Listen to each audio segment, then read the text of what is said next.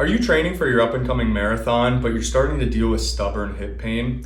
Hi, I'm Dr. Gage Winkles. I'm a sports chiropractor here at Health-Fit Chiropractic and Sports Recovery, right here in Boca Raton, Florida. And today we're going to talk about how hip pain isn't always just a hip issue.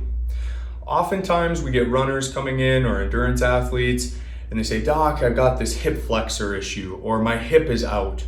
Things like that we always want to address and make sure we properly educate the patient.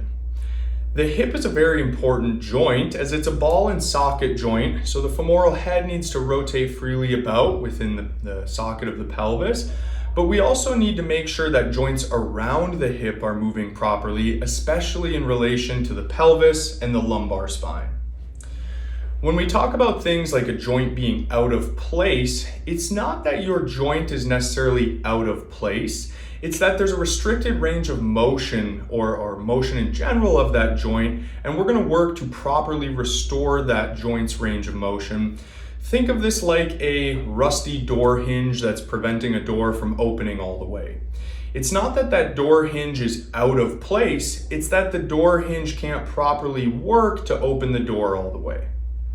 When we talk about this with runners, we look at the hip, like I said, and we need proper mobility in the area, but then we need proper stability to work in the lumbar spine and the lower pelvis here. And we do that through a variety of ways in office here. We might work on hip mobility through soft tissue work, such as active release technique. We may use some therapeutic modalities to help decrease any inflammation or chronic muscle tightness in the area, such as shockwave therapy.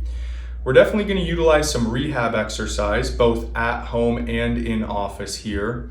And then we also, like I said, need to make sure we can stabilize properly through the lumbar spine, glute muscles, and the pelvis, and even work on things such as intra-abdominal breathing, so your breathing patterns can support a strong core and low back. If you have questions about your hip pain as you're gearing up for training this fall, feel free to give us a call and we'd be happy to discuss it further. Take care.